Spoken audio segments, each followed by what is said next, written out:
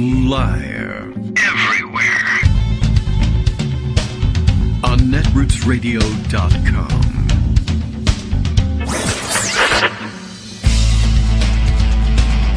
David Waldman. Kagro. In the morning. Now, here's David Waldman. Hey, good morning, everybody. How you doing? It is Monday, August 23rd, 2021. We'll have to check in with Greg and make sure that he's above water. Everything seems to be fine. The stories are coming through. So far, so good. And, it was a weekend of, I guess, hurricane and then tropical storm. And what are we now? Like post-tropical depression? I don't know. I'm too depressed to look it up. At any rate, Hurricane Henri, I guess, rolled into, I guess, the northern mid-Atlantic and New England states, I guess southern New England, where the storm actually hit, but I guess its effects felt all over the place. So I did hear from Greg over the weekend, just via Twitter, etc., that, it was raining pretty good, but thankfully it hasn't taken him out to this point, and no trees down. I don't know. We'll check it out. At least not. I think if one tree goes down in Connecticut, that's it for the electrical power grid. So it must be okay. Big events over the weekend, like the rain out of a giant outdoor Barry Manilow concert in Central Park, which I didn't even realize was still a thing. And I mean, so much a thing that apparently it was like $400 a ticket for like standing room. I don't even know how you pull that kind of money. Really for anybody, but okay, Barry Manilow. I wouldn't have thought that he had that kind of draw anymore, but maybe the concerts are so rare, perhaps, that I don't know. So I'm not sure what, I don't know, what would have motivated anybody to do that. And I did happen to see, I think Adam Bonin was keeping an eye on it. I don't know if that's because he's a Barry Manilow fan or just watching ironically or what. But apparently he had to rush through the set of his, top favorites to try to get it in before the whole thing got rained out. And, the rain was fairly serious. I think they had to actually give like an evacuation order for the concert. So, okay. So, we feel bad for you, I think, a little bit, at least if you paid $400. If you were scraping together $400 to go see a Barry Manilow concert and you got rained out, I feel bad for you. If you are throwing away money, good money after bad, for instance, then I don't know. There's not that much I can do for you, I guess. And you're fine. You should be feeling bad for me. Throw me $400. I'll give you 5 minutes of entertainment and send you out the door. I'll do it for 2 hours, as a matter of fact. So, let's see. Today marks the beginning of, not only just a new week, but this new week is scheduled for the House Showdown, the internecine battle between the group now coalescing as the Moderate Nine, if you're following along with Bill Scher as he's watching what they're doing. 9 so-called moderate Democrats holding out on on their promise, or holding on to their promise, to block the passage of the reconciliation package that will become the Build Back Better Biden agenda package, or at least to block the deal and to take apart the deal, which progressives have been clinging to, that the reconciliation bill would have to make it all the way through the legislative process before they would be willing to vote on the bipartisan infrastructure package that's part of this deal, but also not part of the deal, depending on who you ask, right? Or part of the deal, but don't say it's part of a deal, or whatever it is. The moderates, apparently, their position is they would like a big symbolic bipartisan victory right away, and also that they would like to get some of these infrastructure projects started right away. Otherwise, in the absence of any other complicating factors, not, bad objectives, not bad goals. And certainly getting the project started right away would probably help them to a certain extent. Although, again, they're doing this with an eye on their chances of winning re-election in 2022, as everyone is.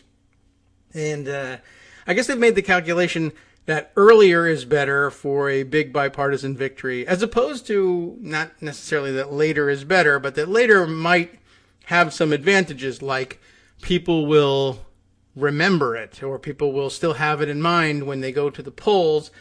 So a little bit of delay, in my view, at least. I'm open to the possibility that a little bit of a delay and a big infrastructure bipartisan agreement coming through that much closer to the next election might actually be to their advantage, but they don't think so.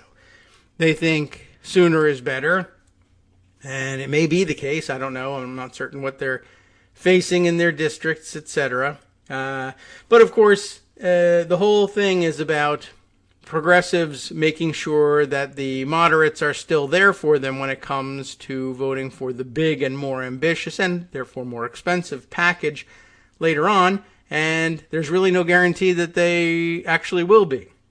It's kind of been the habit of the moderates to do things that way and to balk when the price tag of something like the big plans for reconciliation come around and say, well, gee whiz, my district won't support, yada, yada, yada, my voting for such a large reconciliation package or spending so much money. And this is really a huge opportunity to make a very big difference in the way the federal government assists the people most in need of assistance. And one of the biggest changes that could be made or has been made for a very long time. And, well, I know they're doing this with an eye towards the elections, but if you believe that there's any possibility of losing control of either or both houses of Congress, or in 2024 of the White House, well, some people believe that it's all that much more important to get something big and lasting done and on the books while you have this majority. If you do lose the majority in one house, the other house, both houses, lose the White House, I guess it's uncertain when there would ever be such a situation again. It could be a generational opportunity, particularly if we face the dangers that we are all afraid we will face when it comes to gerrymandering and essentially, a Republican rigging of the electoral system such that it becomes impossible for the Democratic majority to actually express itself and manifest itself in a Democratic majority in Congress. That would lock you out of chances to do anything like any of the things presented in the what will become the reconciliation package later on. And you really need to take that chance when you've been handed it. So, I don't know, something of a ideological battle shaping up, and that all comes to a head on Tuesday. So we'll be able to talk to Joan McCarter just before they finalize whatever the hell it is they're going to do in terms of how they fight this battle out. That's how things are shaping up. Greg Dworkin is here with, I'm sure, that and much more. Pandemic news, Henri news, perhaps. Good morning, Greg. How are you? Good morning. So it's raining cats and dogs today, raining pitchforks, all the descriptions of rain that I remember as a kid. That's what it's doing today. It's actually raining more today than it was yesterday. Oh. Yesterday was the hurricane, and the reason people were concerned about it, as always, is flooding, wind, and storm surge. We don't live on the coast, so we don't worry about the storm surge, but obviously we have friends that do. And the winds hit 70 miles per hour in certain spots in Connecticut, but the hurricane mostly hit the eastern part of the state, and I'm on the western part of the state. Right. And that's a huge difference, even in a small state like Connecticut. So the Connecticut-Rhode Island border got hit pretty hard. But there were more outages in Rhode Island, Little Rhode Island, than there were in Connecticut. So it wasn't as bad a storm as they were projecting because it went out to sea a little bit. Well, that's nice. It's fun to be out at sea. Go ahead. Yeah, Henry. but it's kind of wet today, so, Yeah. Well, I can imagine. And, and sometimes there's like a delayed reaction, like a waterlogged ground, and then a little wind after that. All of a sudden, the trees start coming down. So exactly right. And it's not true that one tree takes out the grid. It takes 3 trees, but okay. We got more than 3 trees in Connecticut, so anything is possible. Well, one tree goes, and then the other trees see it, and you know what happens. Well, I got to do that too. It's a pack effect, like media reporting from Washington. Could be. Yeah. Okay. Well, hopefully everything stays up, including the electricity. But I know you have a generator. But then, of course, we do, and we didn't need to use it this time, which is pretty cool. So, all right. There's 2.5 Turn it on just for stories fun. to cover, I think, today. Okay. The half story you already started on, which is what do the Very Democrats mellow. do, given the fact that Dems in disarray is the thing this week because they have to figure out what to do about, trusting each other, which is very difficult. Yeah. Have a But at meeting. least it's House trust. They don't have to trust the Senate on this. It's a question of what they want to do in the House. And, Well. the other two big stories, Afghanistan and the pandemic, kind of put the maneuvering in Washington into a little bit of perspective. Because if you're covering what's happening in Afghanistan, if you're covering what's happening with the pandemic, then you look at the posturing that the moderate nine do and that the progressives do. And you say, I really don't care about this anymore. Just pass the damn thing. Yes. That's, as I was reading through Bill Scher's thing, he's parsing everything. And I'm just thinking about the idea that people in the districts of the moderate nine saying, well, I don't know. I think that they should have passed them in this I pay order. too much taxes, and that's what this is all about. But Axios and Politico are built for day-to-day, minute-to-minute descriptions of what somebody in New Jersey is thinking about the salt tax while the entire Biden agenda hangs in the balance. And I don't care. I mean, to me, that's the Democratic equivalent of, what are they saying in the diners? Look, right. We don't know. That's moved now to the COVID wards, but It is, and if you go to the diners and try to talk to people about the pandemic, you won't be able to because they're all at home vomiting because they took ivermectin. I can't believe this. Months ago we said not to do that, and they just got the news in Mississippi, so they do the opposite of what we tell them. I mean, the FDA literally tweeted, "Don't take ivermectin. It's horse medicine, and you're not a horse. For goodness sake, stop it." Right. I can't believe they had to do that. And then people are taking them to task. That's unprofessional. But yes, it's unprofessional. Okay, well, sure. It's unprofessional to see people in Mississippi wind up in the hospital because they took ivermectin but not the vaccine. And by the way, did they know what's in it? Did they do the research? I ask you. Right. True. And for all the people who were saying, well, I don't understand. I'm not taking this vaccine. It's not FDA approved. That also big news for this week. But ivermectin also not FDA approved for COVID-19. Sorry. Right. So let's do the Afghanistan withdrawal first. I think that's sort of important. Should take 10 seconds. It kind of been somewhat covered over the past week or so. Yeah. So we've been spending more time on that than withdrawal. The pundit roundup title today is "Endgame in a War We Were Destined to Lose." And part of my rants on Twitter this morning about media adjustments in telling the Afghan story. Right? From August 22nd at 3 a.m. to August 23rd at 3 a.m. Eastern Daylight Time, of course, because everything is focused on the East because that's where you and I live. Yeah, 28 U.S. military flights, 25 C-17s and 3 C-130s, evacuated approximately 10,400 people from Kabul per White House official. Now, 10,000 a day, in a week, pretty soon it adds gives up. you a lot of people, upwards of 70,000 people, 100,000 people in 10 days. That'll take you to August 31st. And so how many people need to be evacuated? You can't evacuate the entire country. They don't all want to go. So there's chaos. Well, they're evacuating, 70,000 people a week. Yeah. But it's chaos. Well, it's a chaotic evacuation of 70,000 people a week. Yes. So, what do the media say? An airport? They need to evacuate people. Why aren't they evacuating? Well, they are. But they should have done it last week. But the Afghan government didn't bug out last week, so they didn't need to last week. Now, the better criticism is they should have prepared the out-of-country recipient bases better.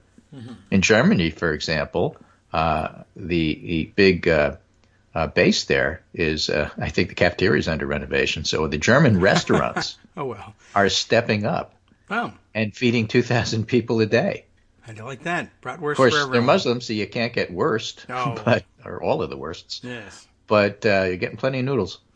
That's good. At least they can do that. They can do a Kugel thing and be happy. Yeah, right. The bratwurst otherwise would probably be on the menu, but no.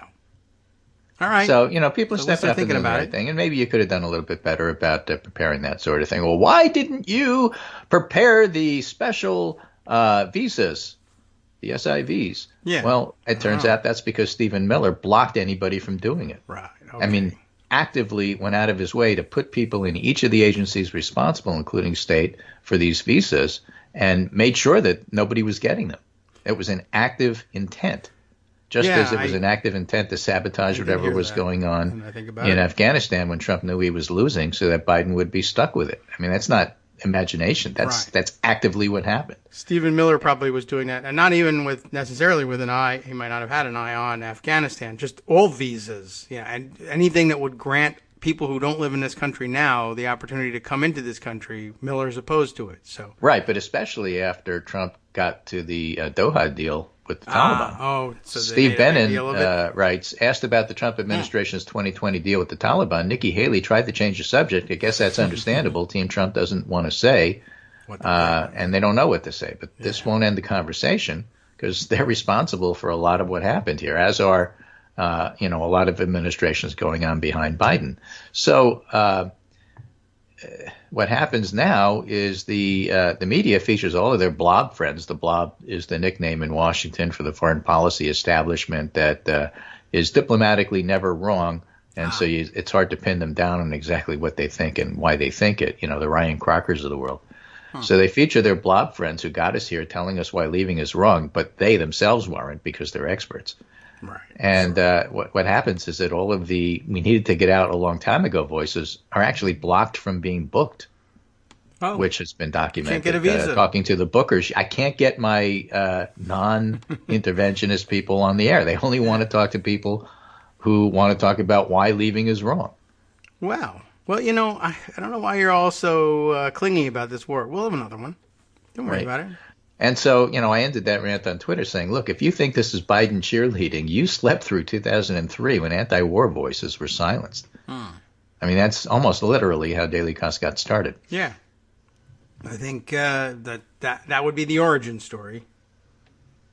Well, so Matthew Dowd says to Brian Stelter on Reliable Sources, CNN, the voices the press is putting on the air are all voices that got it wrong on day one. The ones criticizing Joe Biden are the ones who got it wrong for the last 20 years. Why would we listen to them? Well, how did he get on that air? Why is Rick Santorum an analyst on CNN, or why was he? I don't think he is anymore. Oh, well, that's good. He was the big mystery. I mean, that guy had a career 10, 12 years after he all of lost. Them. Right.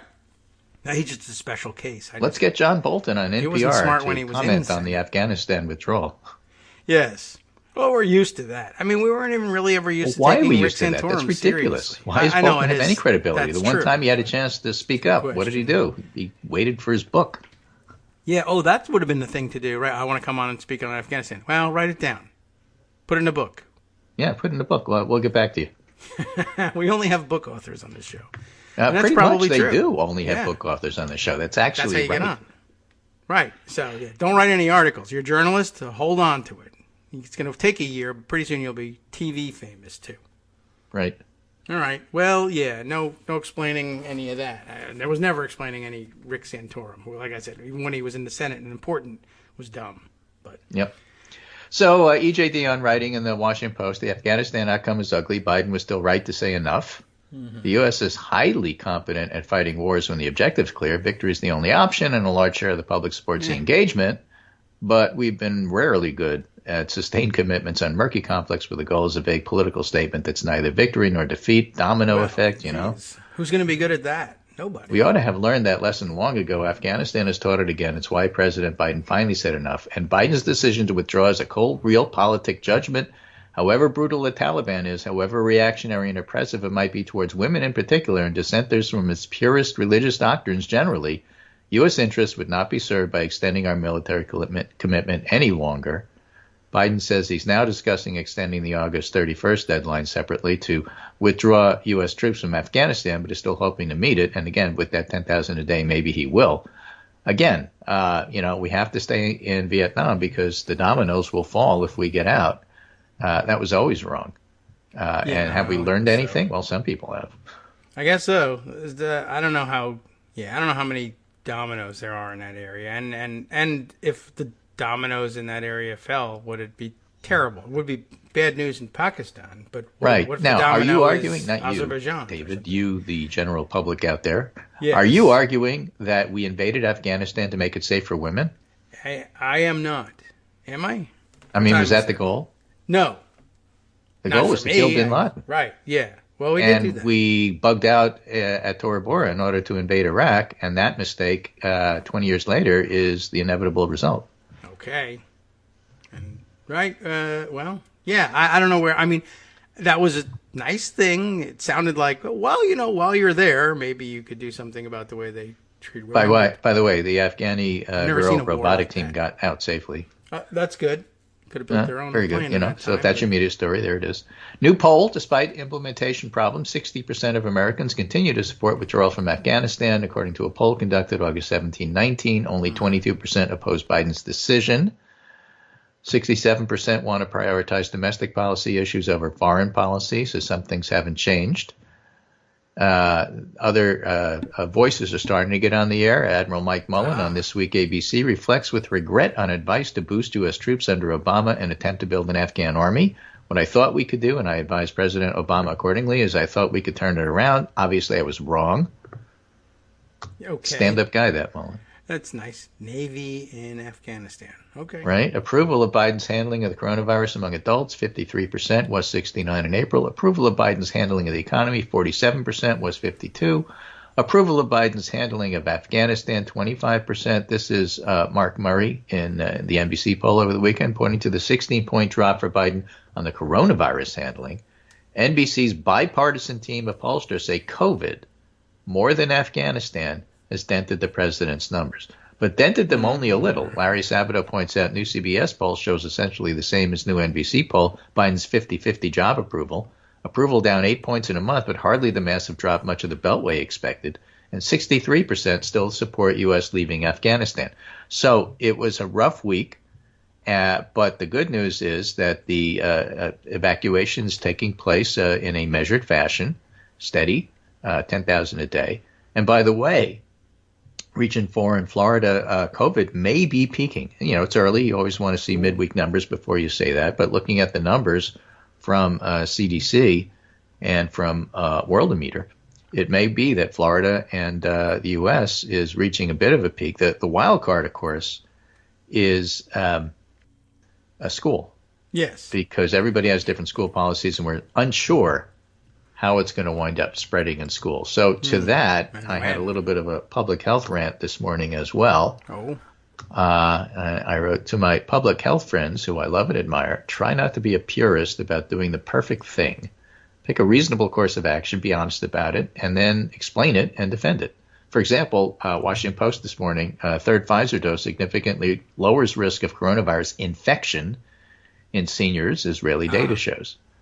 And as we talked about last week, the point that the CDC made when they were talking about a booster dose is that it helps to prevent infection.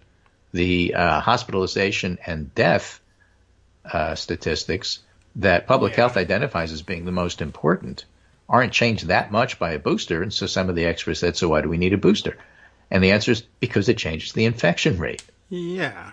And so while you may think, I wrote correctly, that hospitalization and death is the endpoint to strive for, the public doesn't want to be infected, and the public doesn't want to feel guilty about spread. Right. And they're also tired of masking. So, and the kids can't mask. So explain why the policy, whatever your policy is best amid uncertainty. And when it comes to school, don't leave that out, especially be clear about why you're doing it. And don't be defensive about it. This is what we know. This is why we're doing it. It's the best course of action, and that's what we're going to do. And if you're going to say things like, well, you know, people just have to understand that maybe you should just close the schools because that's how it's spread. That's not what the public wants. That's true, too. It may be better for not spreading disease if the schools close, but the schools aren't going to close. It's bad for the kids anyway. Yeah, it's getting all right. So what about wearing masks? Well, there's 60 pulmonologists got together and signed a letter to the Wall Street Journal saying, regardless of what you read, masks are okay with kids. They don't block carbon dioxide. They don't block oxygen. They don't stop learning in 2-year-olds because you can't see the face. None of that's true. Okay. Wear the damn mask and try to get your kids not infected and hope that the FDA fully approves the adult vaccines this week and gets around in the next month or so to approving shots for younger kids. And in the meantime, wear a mask and do what you need to do because this is the best of a bad situation and these are the tools we have. That's not that hard. I don't think so. All right. Well, I think it's a good lesson. We'll see how it's applied in Florida and various parts of the Ozarks, which were a prominent feature over the weekend of the New York Times video, much circulated, much watched video on the pandemic and vaccine doubts, etc. So I'm sure you probably took a look through that thing, unless it was too frustrating at this point. Entirely possible that you may have Well, we're bypassed going to follow Sturgis, so when you're on your Worldometer site looking to see what happens, now is a good time to go and check and say, well, what happened in South Dakota? Yeah. South Dakota is Sturgis country. Yes. I don't know if Worldometers will be able to tell us yet. I haven't looked specifically at them. But the New York Times data, I don't know how they came up with it, but they ran some... Well, it turns out South Dakota is having a bit of a surge of new cases. And it's about that time. And it'll happen quicker post-Sturgis this year than it happened last year because Delta being the prevalent variant, that moves faster and infects people faster. And of course, not everybody who went to Sturgis is from South Dakota, so it spreads across other parts of the Midwest and the rest of the country. So we'll have to keep an eye on that as well. But those are the big stories. Pandemic seemed to be getting under control, but then Sturgis and school, the two wild cards. Yeah. School more than Sturgis, but still. And at the same time, the discussion there about vaccination and boosters, has to be at a several-fold level. We need to get the unvaccinated vaccinated. We need them to get to get shots in the arm and stop taking ivermectin. And we also need to acknowledge that getting out of Afghanistan is the right thing to do. And everybody who says, no, we should have stayed, doesn't have an alternative plan because their plan was stay forever. Right. I hope at no point do they claim to have done the research on Afghanistan, because then we're really doomed. But so far, nobody's saying that. They just say, we think you're wrong. No research done yet so far. All right, we'll be back in 2. Hi, it's me, David Waldman, your host for Kagro in the Morning. I have good news to report. Many more listeners like you are making critical contributions that keep our show on the air. Makes good sense, of course, and patreon.com, Patreon.com, makes it simple. Now you can make easy, secure, recurring monthly contributions to support our show. Patreon.com/KagroX gets you straight to our donation page.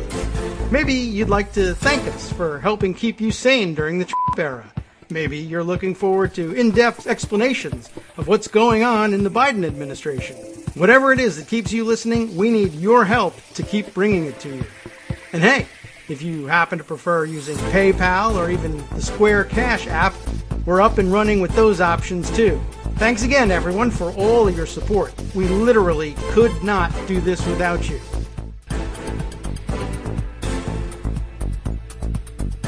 All right, welcome back now to the Kagro in the Morning Show here on Netroots Radio. And let's see, what do we move on to next? I'm trying to think is there any way to predict I'm not quite ready to move on yet. Okay. I'm trying to think of any veterinary medicines that might break out as the new star of, the I do my own research COVID. Well, if you really want to stay healthy, eat at the horse trough and wash it down with a fish tank. Yum, yum. Yeah, right. They've done it with the fish medicine, then horse medicine. I'm thinking next is I'm going to grind up my cat's flea and tick collar and put it in my coffee. I don't know. From a public health perspective, I would suggest, even if you're a horse listening to this show, get your prescription from your vet before going ahead and taking medicines. Right, true. And do you really know what's in it, and have you done the research? I don't even know where you would go to do the research for that. And what's the proper dosage of of ivermectin for a person, given that a horse, weighs this much more than me, right? Pediatricians used to that all the time. I saw. Oh, well, that's true. What do you give it to a kid, given the fact that all the research was done in adults and it's not approved, but you have to do it anyway? Well, this is how we figure it out. Yeah, but none of them were horses. But none of them were horses. So Michael McDonald, the election guy, election expert. How many people voted? He's good at that. New polling out today suggests the pro-war media need to try harder to bring Biden down. Oh. The lopsided narrative of Afghan failure has done little to move public opinion. For better, for worse, the fact that Americans care little about foreign policy unless Americans are dying. And not to make light of the situation, it's remarkable there haven't been U.S. casualties, which, by the way, there haven't. And by moving 70,000 people a week out of there, and don't forget, the U.S. has been warning for weeks that if you're an American, get out of Afghanistan. If you didn't, that's like kind of on you at this point. Well, yeah. That's different than the Afghans. Right. But the Americans who were there, they were warned to get out. Okay. Well, at least they got an I can't get to the warning. airport. We told you to get to the airport a month ago. Wow, that's really increased the time for travel these days. Like, it now takes a month to get through security. Yeah. That's crazy. Well, they should have left, but any Americans, I think, still in Afghanistan at this point, I mean, those are some pretty serious people, and they probably kind of knew what they were in for. I might guess. I mean, do you think there are accidental tourists still stuck in Afghanistan? But that's the thing. You can't take this is a country of how many million people and how many thousands of people are being evacuated. Well, there's one story of this one person who, well, okay, fine, thank you. But, that's not the picture. But that's what we do in the media. We highlight the individual things that are supposed to be representative of the entire. Well, no, you don't. You go to diners and you talk to people is what you do. All right. Well, accurately. I'm not questioning the accuracy of your story. But the decision to put it on, that's your editor, your producer. That's not you. I guess. But I'd be surprised if there were anybody, accidentally in Afghanistan. Like, where's the... I was told this hotel had a pool. Where is it? Right. So Josh Marshall also had a good rant. One other point, as long as I'm flogging this dead horse, since it's all about ivermectin, Sunday shows today have seen countless claims that this is a terrible military debacle, the worst in decades, maybe the worst ever, and yet, at least as far as I know, not a single member of the U.S. military has been killed or even injured. Indeed, it doesn't appear that a shot has been fired in anger against them. Now, body counts aren't what measures success or defeat, but the U.S. withdrew its forces according to plan and has reoccupied the civilian airport and overseen a steady schedule of flights that have been coming and going virtually 24/7. So basically 36 hours of confusion, then a pretty orderly airlift. Meanwhile, took over the airports. The top leaders of the government we spent 20 years propping up have been holding seemingly convivial meetings with the Taliban political officials about the formation of the next government. And that must either mean that the situation is not quite as dire as is being claimed, or we didn't have a clear understanding of who was on which side. I suspect it's a bit of both. In any case, it's a relatively orderly unwinding of what seems pretty clearly to have been an illusion that was underwritten by the pretty words of those casting the most blame, as to those people like Ryan Crocker, who's on TV saying this is terrible. I mean, we followed your advice like Admiral Mullen, but unlike Admiral Mullen, who's a stand-up guy, you're not. You can't admit you were wrong. Yeah, well, that will lead people to odd conclusions. It does make a certain amount of sense. I mean, as a narrative, I don't think anybody would have bought. There's something orderly happening in Afghanistan, so it was pretty easy to sell that it was chaotic. But it is interesting if there's what's chaotic going on. But again, it's like again, Richard Engel is the poster boy for this because he has footage of him. Like what's order shot at the airport and shot with a camera, not shot with a gun, that shows the chaos. And then the next day he says, things are more orderly today, but then he shows the footage from yesterday. Right. And then the next day he says, well, things are still pretty orderly, but do you remember what happened 2 days ago? And then he shows the footage from the first day. Yeah. And that's the way they were doing it. Reminds me of the Trump inauguration riots, the wide-angle photo of all the photographers getting in close for a close-up photo of the one burning garbage can. Yeah, something like that. Okay, this is what we have, so that's the story. James Downey in the Washington Post reminds us the neocons never went away. Republicans are already using the Afghan withdrawal to argue for more war.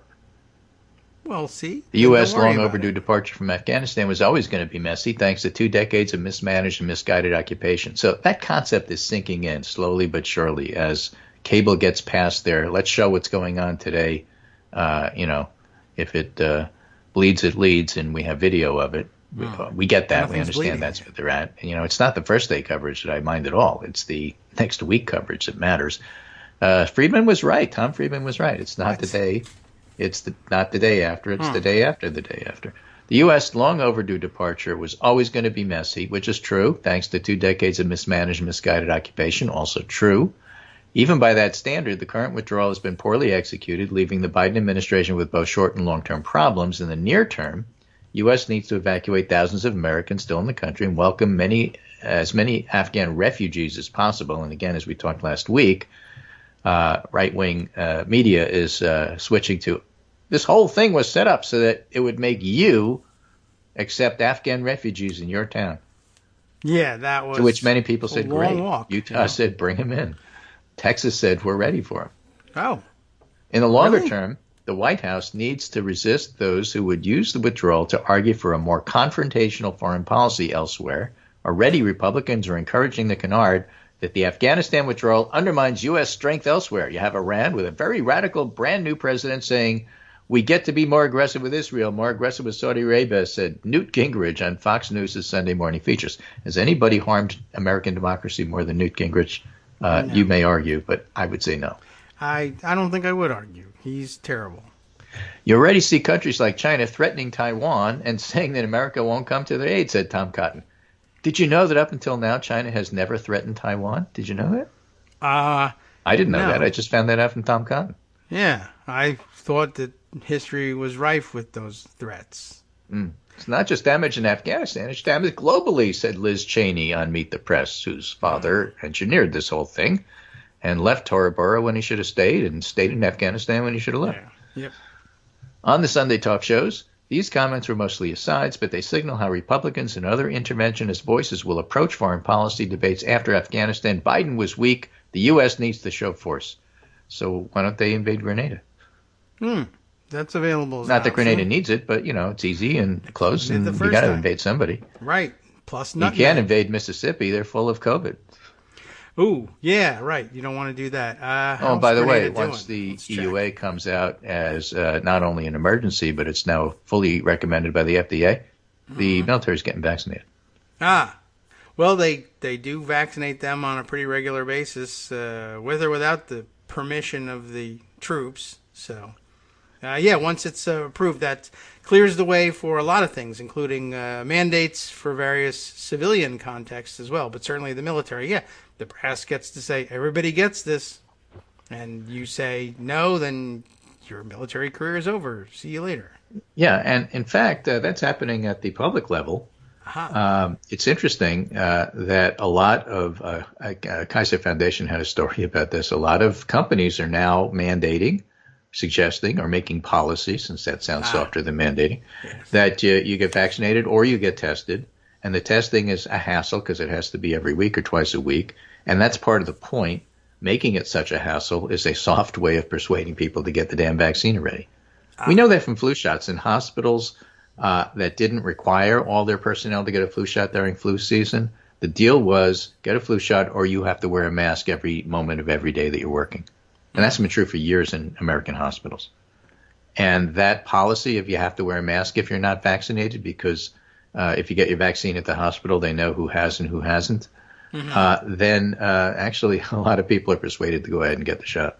Yeah, well, okay. Now with flu, it wasn't that urgent, but that was the deal, and that's the persuasion side of it. So it does work. It just takes longer. With the military, it's different. It's not like get your vaccine or wear a mask. It's get your vaccine. Yeah. Or, well, I guess there's then again, the VA system is completely different than the American health system otherwise. Right, true. Socialist, as a matter of fact, but, So James Downey goes on to say, there will no doubt be some openness in some quarters of the White House to a future show of strength, just as some Democrats turned hawkish in the weeks and months after September 11th. That course should be rejected. First off, although Americans are understandably concerned about how the troops are drawn down, a new CBS poll shows, even with hindsight, 63% still support withdrawal. There's no reason to think the same public would have any appetite for more intervention just because of a bungled evacuation. And if you want to call it bungled evacuation, fine. I mean, that's what people are doing. Senator Murphy has pushed back on that and said this, it's just ridiculous. Chaos is chaos because at the end of a war you get chaos. There's no way to non-bungle it Probably in your even mind. During the war. Because if you do it earlier, you just make it earlier. Okay. Right? True. If you tell people, okay, get ready for an orderly evacuation. Oh, my God, we're losing. Yeah. Well, any evacuation, quite honestly, will right. Look As like I said, that. The one thing you could do is out of country make it easier at this end to receive that which you were expecting. Okay. By the way, right? I But checked, then again, a lot of the precipitation of, how things got chaotic so quickly is because truly nobody expected the Afghan president to stuff millions of dollars in suitcases and try to put it in the overhead bin and then get the hell out of there. They say nobody expected that. They didn't ask me. Unless you're Afghan. Yeah, I guess that's true. If you're Afghan, you expected that because everybody hated them. Quite honestly, I guess. I mean, I don't know anything about the Afghan president, and he may or may not have done this. Well, let me tell you a little bit about. Oh, okay. But I probably would have guessed. If you said, "Well, his government's going to fall at the end of the week," I would say, "Watch out for the millions of dollars in the suitcase." That's just what you do. There's a piece from a fellow. Photographed in 2009 at Walter Reed Army Medical Center, lost both his legs after stepping on an improvised explosive device, that which we call an IED. In case you forgot what IED stands for, you knew it was a bomb, but that's what it stands for. Really? Okay. He's a retired U.S. Army infantry officer, and he says, when the Twin Towers fell, I was a high school senior deep in college applications. The U.S. Military Academy topped my list. Watching the devastation of September 11th unfold, I knew the Army would be part of the response, so I figured the response would be over by the time I graduated. Never did I imagine that 8 years later I'd be leading soldiers in a war provoked by that one terrible day. Yet lead them I did. Across Afghanistan, witnessing horrors and enduring losses I still struggle to describe. What I saw there convinced me the awful scenes we are now witnessing were inevitable, and that President Biden deserves credit for nonetheless braving the fallout to do the right thing by our troops. I saw early warning signs as a U.S. Army infantry platoon leader on my first mission in Kandahar in 2009. In my very first conversation with a local shopkeeper, he told me, Lieutenant, I met the previous American lieutenant 12 months prior to you. I'll meet another American lieutenant 12 months when you leave. Right. He didn't like the Taliban, the shopkeeper told me, but it would be in Afghanistan a lot longer than you would. True. And so he had no choice but to deal with it. And if that first mission diminished my hopes for the U.S. success in Afghanistan, my last dashed them entirely. There's another.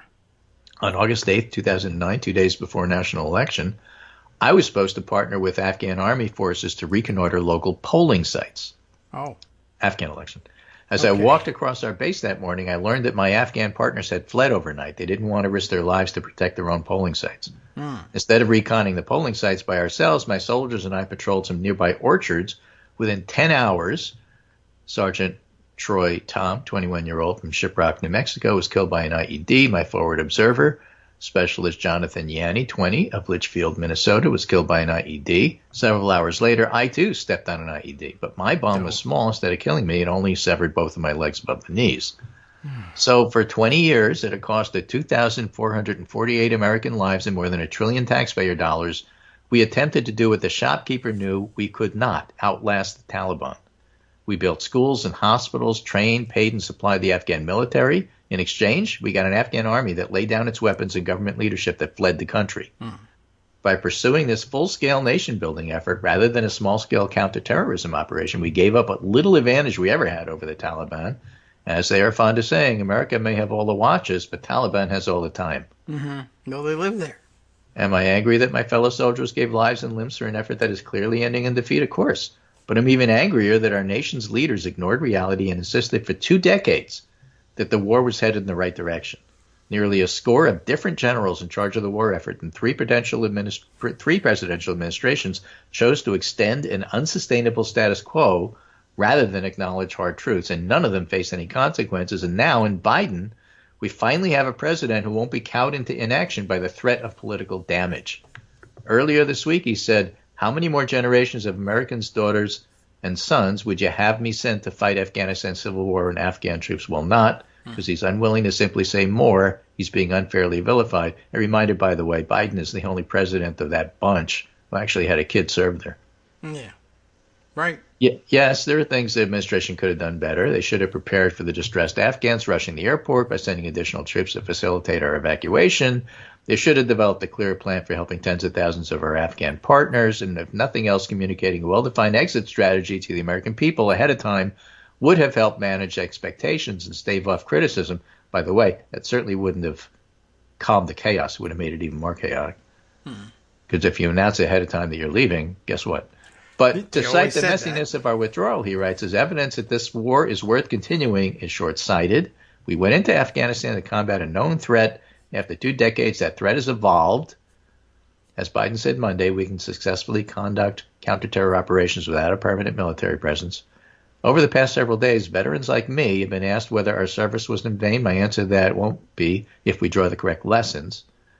And awful as it is, no justification for perpetuating an unwinnable war. So take that, Ryan Crocker and all the other jerks who sent this kid, and don't have the guts to say we were wrong, like Admiral Mullen does. Okay. Yeah. Well. So that's why I wasn't done with it yet. I can understand. And, well, you had time, like the Taliban did, of course. Yeah, I mean, that was a pretty basic thing. And I guess I would say, I don't understand why it wasn't seen right away, except that it was seen right away. It was just seen by the people who were on the ground as lieutenants and not people elsewhere running the show. But yeah, how do you defeat a home-based insurgency? They got nowhere to go. You could, I suppose, it is possible to drive the armed force of the Taliban out of the country, but then into Pakistan, and when you can't pursue them. So, but yeah, you can't, it's obviously either stay forever or just say, well, we did our best to weaken them while we were here, and now Afghanistan devolves into warlordism, but that's one step better than being dominated by the Taliban. So, I don't know. And I imagine that it will descend into warlordism very quickly after we leave. Those weapons weren't all laid down. A lot of them were just not pointed at the Taliban, and they went home with people who are, not inclined to support the Taliban, but not yet inclined to show up in numbers and fight them. But maybe later, when it comes to, organizing in their neighborhoods of Kabul or elsewhere, those guns are still there. They'll be being used for a long time to come, just not by us. Right. It's fine. So John Della Volpe, pollster, notes a new CBS News poll shows noteworthy difference regarding generations in Afghanistan. Gen Z and younger more likely than others to believe some U.S. troops should have stayed there in the first place. Gen Z and what? Less than 30 years old who agree, 63%, 65 up, 50%. So the older you get, the less likely you want to stay. The older you get, the more you remember Vietnam. I guess, although the younger you get, the more likely you might be there. Well, again, if there were a draft, those numbers would look a little different. Yeah, I think so. Right. Yeah. So Back maybe in Vietnam everybody days, there was a draft. Yeah. People forget that, but us olds remember. That's true, and that would have made the difference, I guess, because otherwise, you would think that would be the younger you get, the more chance you're going to be there if they can make you go there, which they can't at the moment. You have to want to join the military or somehow find yourself joining the military in order for that to be the case. And maybe those are the only people answering that poll, and the rest of Generation X and younger is like, forget it. Who cares? I'm not answering this. Right. I don't know. And as we speak, 8 months after first authorizing the Pfizer BioNTech COVID-19 vaccine for emergency use in the U.S., the FDA has issued its full stamp of approval. Right. I said, come on, guys, hurry up. And now that the company's detailed so-called biologics license application has been granted, its expected vaccination will be required by many companies, schools, and other entities like the military. Yes. The younger you are, the more likely it is you'll get this now because you're in the military or something. If there was a draft, the license, for those of you who do the research, the license application included more than 340,000 pages of material, 3 times the earlier emergency use submission, which weighed in at 110,000 pages. The companies have manufactured more than 2 billion doses, with over 200 million administered in the U.S., the most of any of the 3 vaccines currently allowed for use in this country. So if you're wondering if it's safe, 200 million people have something to comment about. Yes, and if you're doing your own research still, that's a counterbalance to the people who say on video. Well, get back to me when you read 300,000 pages. Yeah, all the people who got it are sick. Well, they're not sick. And now you have a lot of reading to do. Although, what a metric. There's more paper involved in this time. Oh, well, there's information. It's not like, there's no information on this. Well, actually, there is. Why don't you do the research and then get back to us? I guess so. Now you can do it. It's all compiled in one place for you. Yeah, it's all there. You can peer review it. Not that you're a peer, but you can review it. Okay. All right. Michael R. Strain Hey, Republicans, stop fighting vaccine and mask mandates from one conservative to another. Give businesses and localities freedom to respond. Oh. That's what personal responsibility and limited government are all about. True. I mean, I thought so. Right? So he's a conservative director of economic policy studies and Arthur F. Burns scholar in political economy at the American Enterprise Institute, AEI.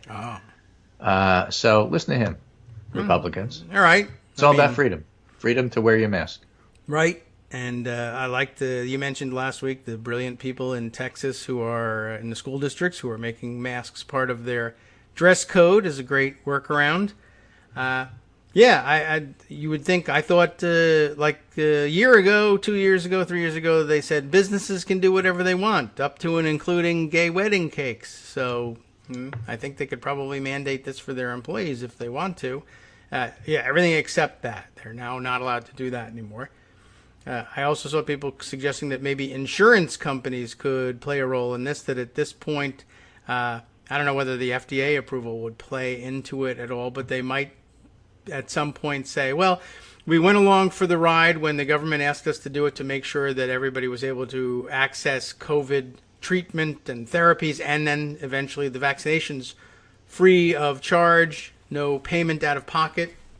But can the insurance companies at some point say, well, from this point forward, if you find yourself hospitalized for treatment with COVID and have refused the vaccine and don't have a valid medical reason to have done so, and we're all about deciding whether or not your medical reasons are valid, we're not covering your hospitalization.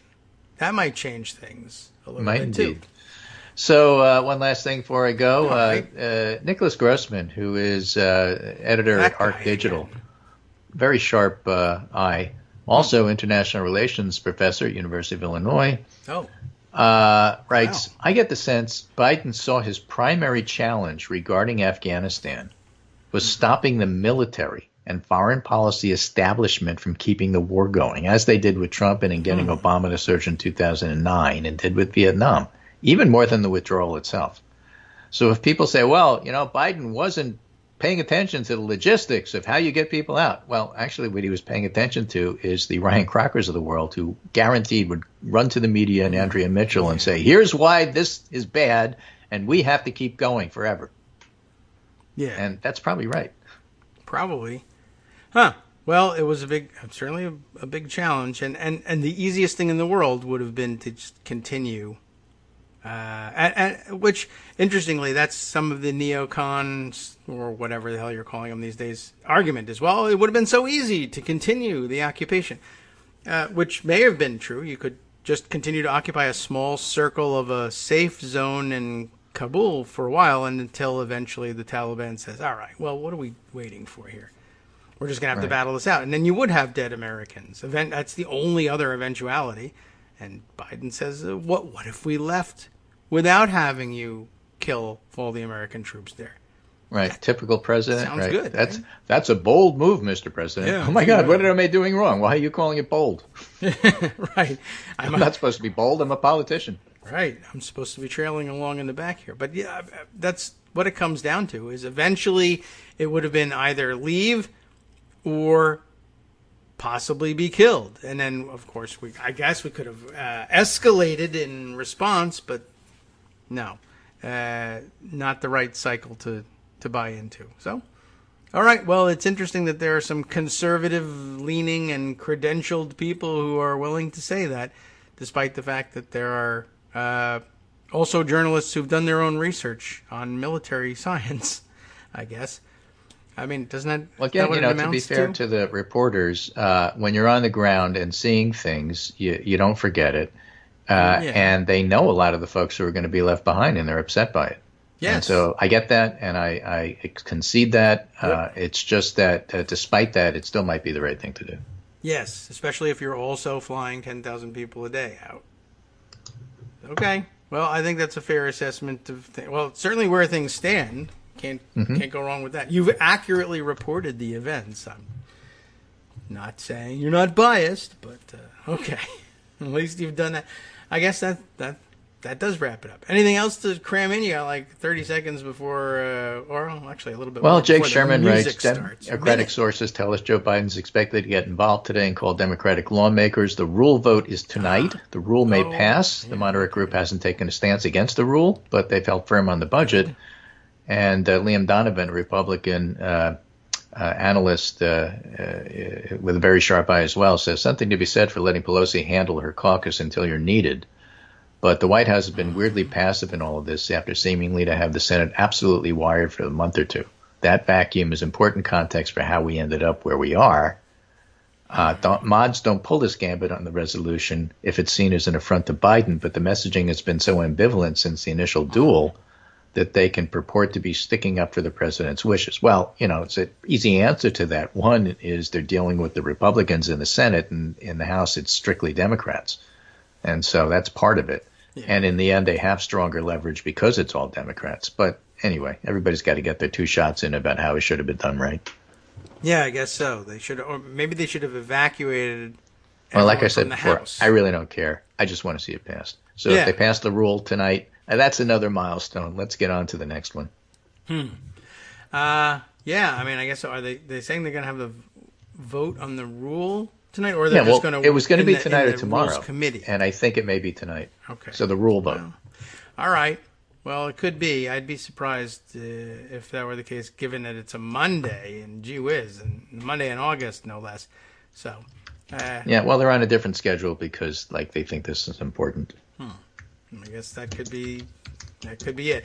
All right. Well, I'll check into that, and we'll get the timing down, Pat, and I can read you a little bit from Joan, who has apparently got a righteous rant going over at Daily Kos, in case you were wondering, under the headline, 9 Democratic House a-holes continue to threaten President Biden's infrastructure agenda.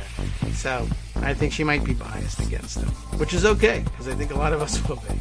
All right, thanks, Greg. We'll wrap it up for today and check in again on Wednesday. We'll talk a little bit about the logistics of that after this.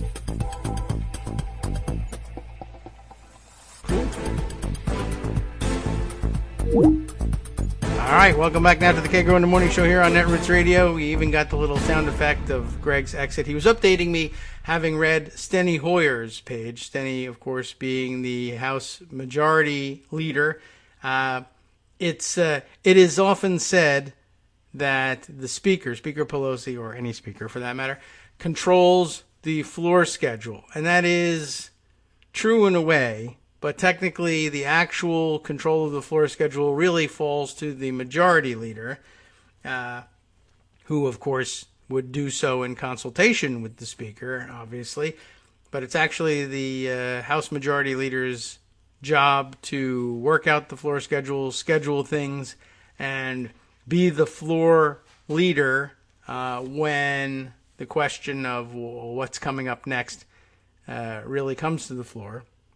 So he's the key guy on all this, and I guess he was looking to see whether there was any updates as to when they actually expected the vote on the rule. But all we've got is that the House currently, I guess, stands in recess subject to the call of the chair. The chair has made its call, and we're expecting a 5 p.m.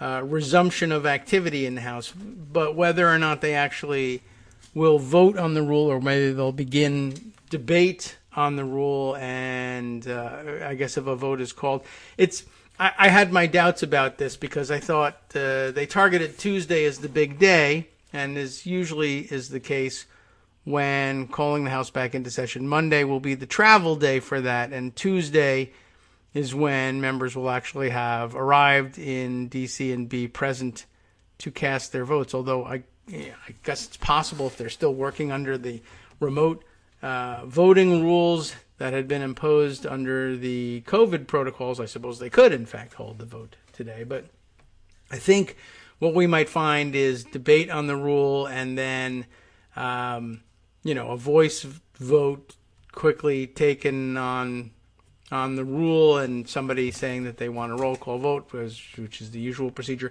And they'll just say, that under the orders from the chair, the votes would be postponed until a later date, that later date being tomorrow. So it's possible they could come back into session today at 5 p.m. as expected, but still not hold the vote. All right. Well, we will see. I was curious about Joan's perspective on things, and it's one of the rare instances in which, by the way, the actual published Daily Kos headline does in fact contain the whole word. I stripped it down to a-holes, but the whole word's there. And they're cautious about those things. It's not that it's against the rules the way we pretended it's against the rules here, but they do tend to be cautious about doing that. So she must have felt fairly strongly about it, and as did the rest of the editorial team. House of Representatives is taking a few days off from August recess, she explains. She'll be here to explain this tomorrow, but I'll get the basics out of the way so she can do things like say, hey, those 9 Dems are a-holes, and concentrate on the good stuff. The House of Representatives is taking a few days off from August recess, and it is unusual for them to do this, to do some legislative work, convening Monday at 5. Is she going to, the majority leader's page, just where Greg was when he was checking, so he knows his sources, when they will take a procedural vote to advance 3 measures, right? Remember what all 3 are? The John Lewis Voting Rights Advancement Act, as they're now calling it, the Hard Infrastructure Bill passed by the Senate, that would be the bipartisan deal thingy, and also the budget resolution, which is necessary in order to clear the path for the use of reconciliation, and then, of course, all the good stuff that Democratic House leaders and Democrats in the Senate would like to see pushed through, all of that packed into the reconciliation bills still to come. But the 3 legislative measures moving forward, beginning with activity today at 5. The John Lewis Voting Rights Bill, the infrastructure bill passed by the Senate, and a budget resolution clearing the way for the use of reconciliation. Also already passed by the Senate, by the way, that will kick off the legislative process for President Biden's $3.5 trillion Build Back Better human infrastructure bill. We could even say human/infrastructure bill, but we won't. Whether the House can do this depends on 9 Kirsten Sinema/Joe Manchin wannabes. What's an interesting way of putting it? Josh Gottheimer of New Jersey. I guess we're going to get all 9 names now. Philemon Vela, Henry Cuellar, and Vicente Gonzalez of Texas. Everybody gets the states, too. Ed Case of Hawaii. I forgot that he was even still around, Ed Case. Kurt Schrader of Oregon. Jim Costa of California. Jared Golden of Maine. And Carolyn Bordeaux. Oh, Carolyn Bordeaux of Georgia. How sad. This is sad news for me. Carolyn Bordeaux, of course, I've mentioned, I think, in the past, actually someone I worked with on staff for Bob Menendez way back in like 1993, 93 and 94, I think. And now a member of Congress in her own right and occupying a flipped seat in Georgia. It's going to be swingy sort of a district. I just didn't expect to see her name there. All right, well, too bad for you, Carolyn. These 9, egged on by those 2 senators and the corporatist front group No Labels, which, like Ed Case, I forget from time to time is still around, have been threatening to sabotage President Biden's plan. And they are trying to take infrastructure hostage by insisting that the bipartisan Senate bill gets a final vote in the House immediately before the larger and much more consequential budget reconciliation. They are attempting to sabotage President Joe Biden's signature policy effort of his first term. They attempt to justify their efforts in an op-ed in the Washington Post with a straw man argument. You don't hold up a major priority of the country and millions of jobs as some form of leverage. There's something to be said about that. The infrastructure bill is not a political football, they wrote in the Post. Let's take the win for American workers and the nation and pass the bipartisan infrastructure bill. And that's all nice, all in isolation, of course. But the big question is, can we count on you afterwards? If we did you this favor, would we be able to count on you showing up for the reconciliation bill later on? And most progressives worry that the answer is no. That you will instead say, well, gee whiz, $3.5 trillion, I can't do that. It needs to be lower because reasons. And that's when the trouble will begin. And that's why they say, well, if you want our help with your big thing, the thing that'll make you famous in your district, then everyone will want to vote for you because, golly gee whiz, you're so bipartisan. Well, then you got to help us out with the thing that's going to help us in our district. And their answer to that, everyone fears, is going to be, well, no, I don't want to help you in your district. I only want you to help me in my district.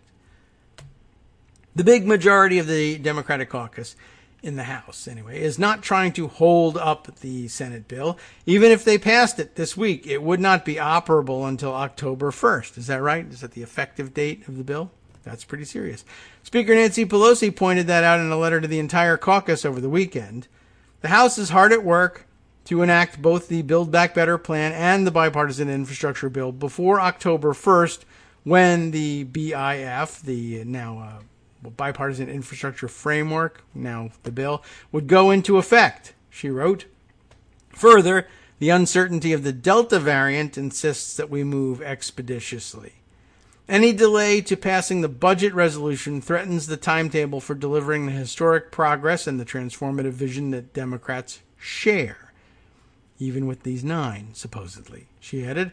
She also promised that, quote, we will work closely with the Senate to assemble a bill that will pass both chambers, consistent with the 51-vote privilege of reconciliation and respectful of the Byrd rule. But to do that, we must first pass the budget resolution.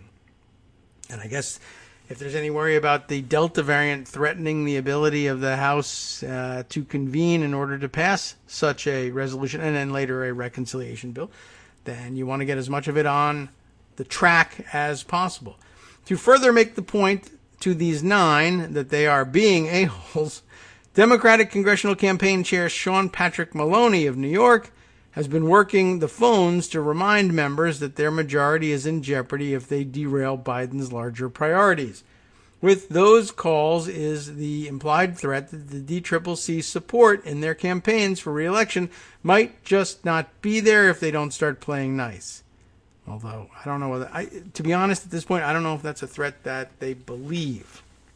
Because, well, that's just one of those things that's just not done.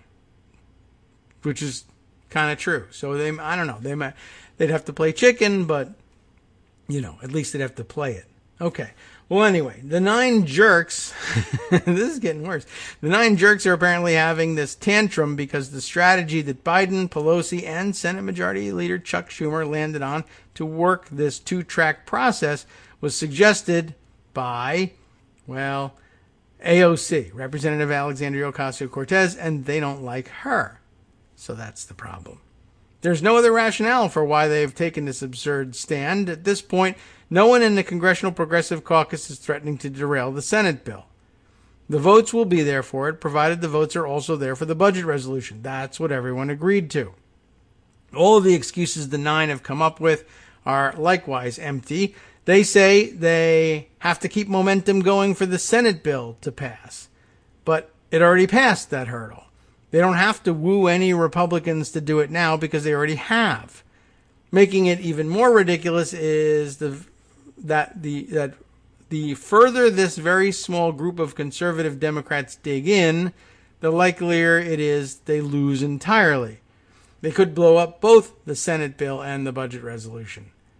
It seems that the whole goal here by the 9 in the House and 2 in the Senate problem children urging them on is not to see their bill get passed, it's to keep the larger bill from passing and to factionalize the Democratic caucus.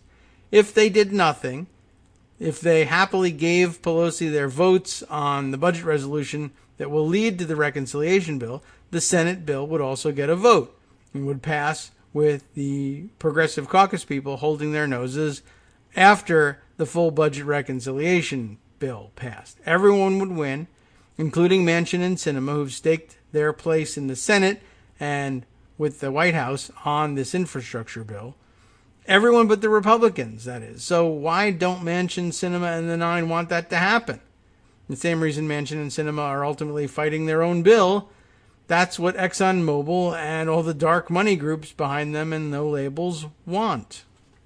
Well, that's one explanation, and it's one of one that I can think of right now. So I guess we kind of have to stick with that one. But yeah, I mean, I'm actually loath to just sort of drop it there and say, well, it's it's the big money that's backing them, that's what they want. But I it makes us all sound like, well, I don't know, conspiracy theorists almost. Except I really don't know what other explanation there is. I cannot really think beyond the gloss of bipartisanship that they want to have now as opposed to later. I can't think of anything else. That's all they've been saying. So, I mean, they may have some secret reasons that I don't know about, but, assuming they're being honest and not hiding the real reason, then it must just be that they have major financial backers who want things done this way, and then you land on that. That is unfortunate, but it does give us a chance to say that, well, it gives us a chance to say that they're a-holes, and to be able to say, it's not my fault, I didn't call them that, it was Joan. And everybody gets to say what they think about that tomorrow, except, what our audience is like. They'll all send messages that say, tell Joan we love the fact that she called those 9 a-holes. So that's not likely to change. All right, let's see. What other things have we got to round up? I'll head over to Pocket and then over to the Twitter feed and see if we can't round this all up. I did put away, I didn't really necessarily care to share the bulk of the Bill Scher article, sort of kind of trying to analyze where the moderate 9 are and argue, well, his headline argues that they have more to gain by sticking than folding, which is, only encouraging them, and I don't really love that, but yeah, I mean, I'm quite honestly, I'm not even sure what it is that they think they gain by it, except, like I said, that they've convinced themselves that the benefit is greatest to them by hurrying it up and being able to hold up or not hold up, like to stop, but to hold up as an accomplishment the completion of the infrastructure bill. But if it's not, if there's an effective date of October 1st on it, then, I don't see what the big rush is, except I guess most people don't pay attention to the details thing cuts both ways. Like, passing it and having it be a headline in a newspaper means you'll start to get credit for it right away. Nobody is going to say, but there's an effective date of October 1st on it. Even if it's true, people just aren't really going to have that registered. There was something. Oh, yeah, right. It was in the Bill Scher article about the idea that, well, you don't hold things hostage and yada, yada, and you do what you have completed first. And yeah, likewise, I don't think anybody really is going to be paying attention to the order in which these bills are passed in terms of evaluating whether or not they like them and would vote for people who voted to pass them. The only people to whom the order is important, of course, are the people who are hoping inside Congress, who are trying to leverage the order in order to get another bill passed. It will be that other bill to which people pay attention. It's not the case that progressives, believe that voters at home are going to be concerned about the order. It's that they'll be concerned about whether or not the reconciliation bill and all that it contains passes into law. All right. I mentioned to you before that there were some very serious numbers, people who are doing the job of being South Dakota watchers post-Sturgis. I guess we are, well, let's see. What's today's day? We're a little bit more than 2, I guess, weeks post-Sturgis. And in the olden days, back in the first round of whatever variant we were on, if it was a variant, if COVID-19, the first time Sturgis was held, 2 weeks would have been the amount of time that it would have been expected to take to start manifesting any of the results, except that most people will have driven home in those 2 weeks, and they'll have left, bartenders and waiters and waitresses behind, and hotel workers, I guess, behind, dealing with the consequences of their infection. But they, too, would still have another week or so before they started to manifest. But now the Delta variant that moves so much faster, we're starting to get those numbers faster. One such number that was rather startling. Where did I see it? I happened to see a random dude on Twitter tweeting this, but it's based on New York Times data, so we can blame them if they're wrong. He says, Dave does, I'm sure it's not all Sturgis Rally's fault, although I'm a little more certain that it is. But, as he says, y'all, that being South Dakota, you all are up 545% over that period, according to this. That's sadly impressive, and he's pointing here to a screenshot of the New York Times' COVID-19 state cases tracker graphic showing that the highest increase over the, what are we talking about, the last seven day moving average. Oh, I'm sorry. Well, that's the where the data comes from. But the title of the graphic is COVID-19 State Cases Tracker 14-day increase in the number of new cases is what's being shown. The source, it then says, being New York Times data calculated on a 7-day moving average. And yet so it looks like there's a bug in the corner here that says Fortune. So does it mean maybe Fortune magazine put together this thing? Can you do that? 14-day increase based on the 7-day moving average in New York, I don't know, New York Times. But anyway, the data would appear to show that South Dakota has suffered a 545% increase in the number of new cases, I guess, over the last 14 days. Did they call out lowest? Yes, lowest is Nevada, which actually saw an 8% decrease in new cases over the past 14 days. But that makes South Dakota, for some reason, like the deep, dark red color that it is here on this map, although I will say that the people who actually saw decreases in their case rates get yellow designation, not the red, or not the green, which is the usual other end of the spectrum. I found that kind of interesting. And I also happened to see yesterday, and I put this away in pocket too, Stephen Dennis tweeting things around. What did he have? His source of information was what?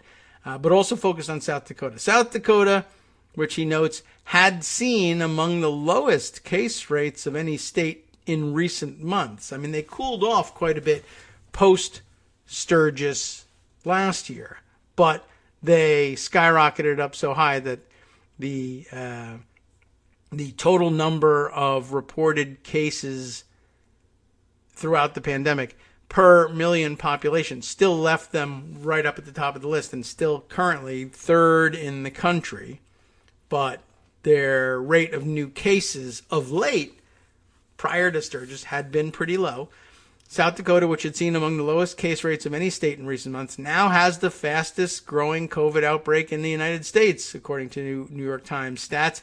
Cases are averaging 4 times the number they were averaging before the Sturgis rally.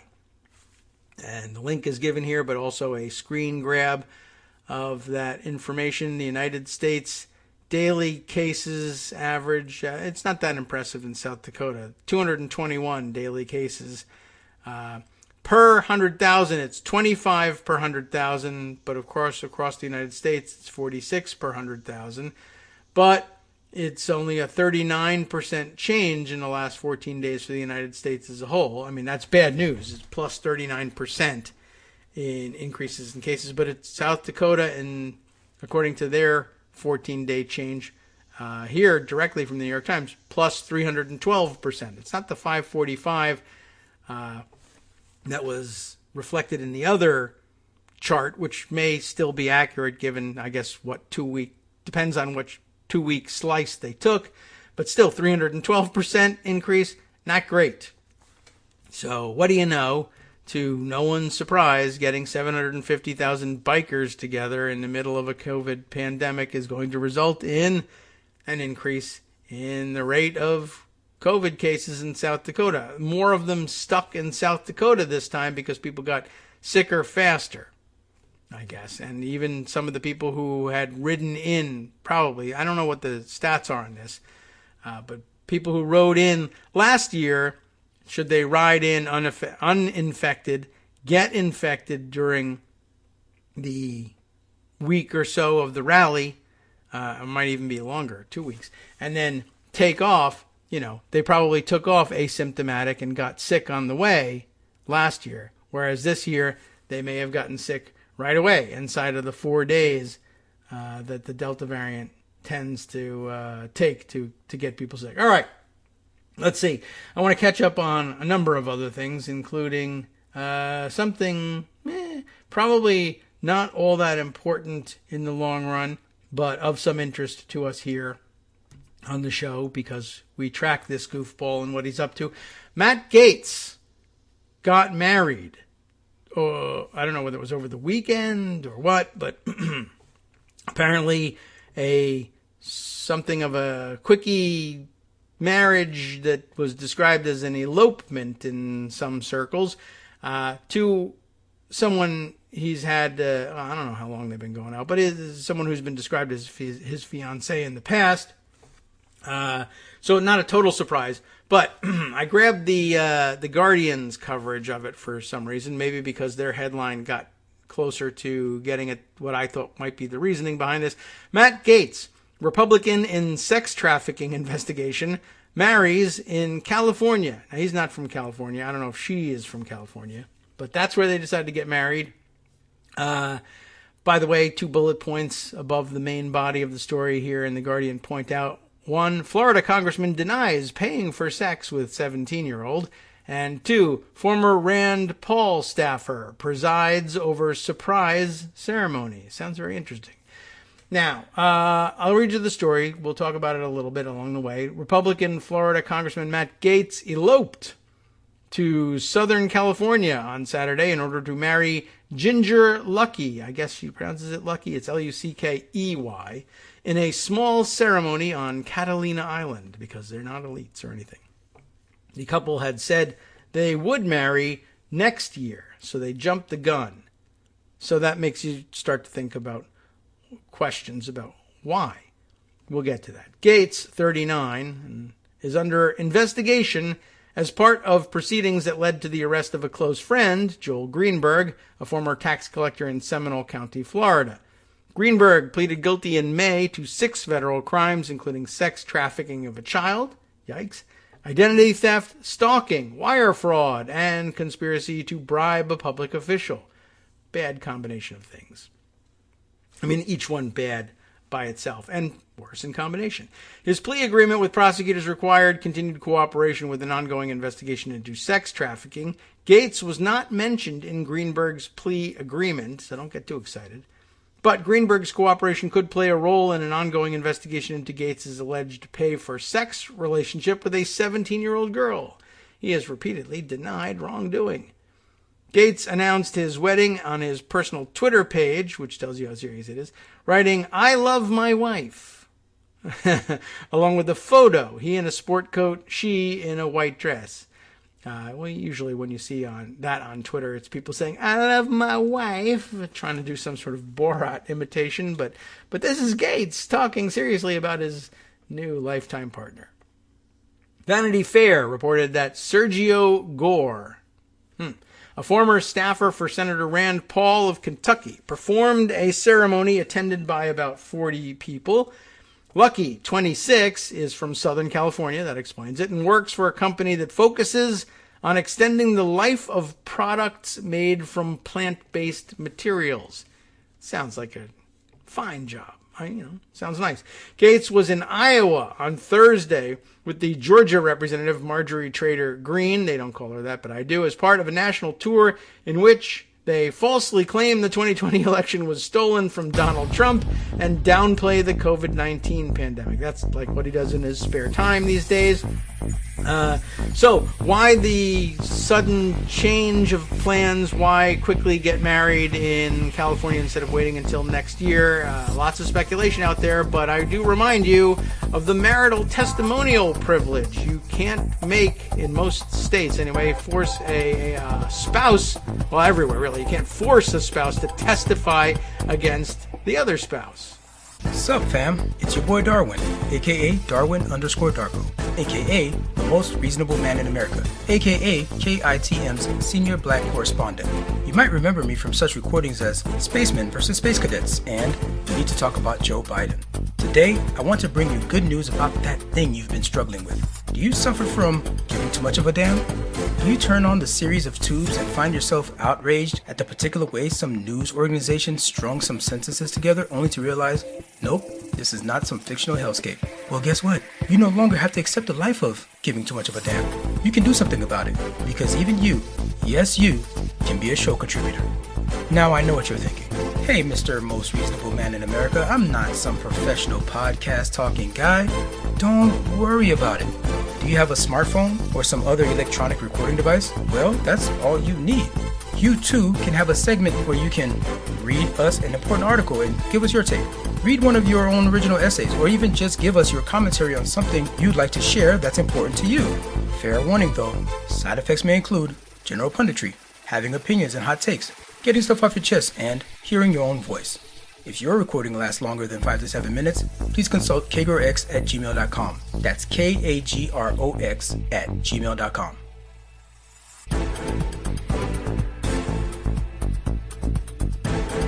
All right, welcome back now to the Kagro in the Morning Show here on Netroots Radio. So yes, as we were closing out the last segment, I noted for you, it is, I think, the case in every state, just nationally the case. It's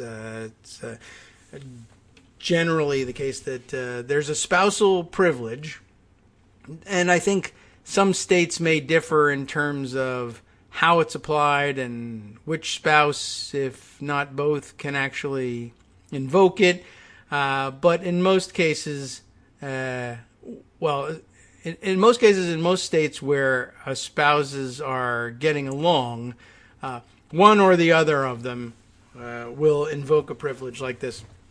And it's entirely possible that, if he's had a close relationship with this woman for long enough, it's entirely possible that she may be witness to some of the things which he may find himself on trial for at some point. And this is a very good way to get someone who has been, I guess, intimately involved in Matt Gaetz' life for some number of years, off the witness list.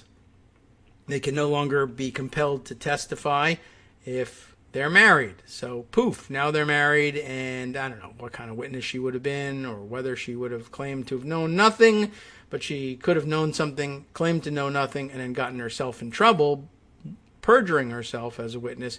But now she won't have to, because she's his spouse and can't be forced to testify. So that seemed pretty interesting.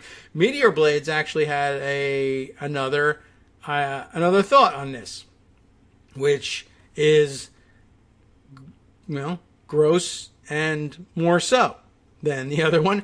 Maybe Matt Gaetz, he says, didn't elope, and using that term loosely, because I guess if you're 39 and you decide you're going to get married in California, I don't know if it's really an elopement. But anyway, maybe Matt Gaetz didn't elope because he thinks that Ginger Lucky will be shielded from testifying against him.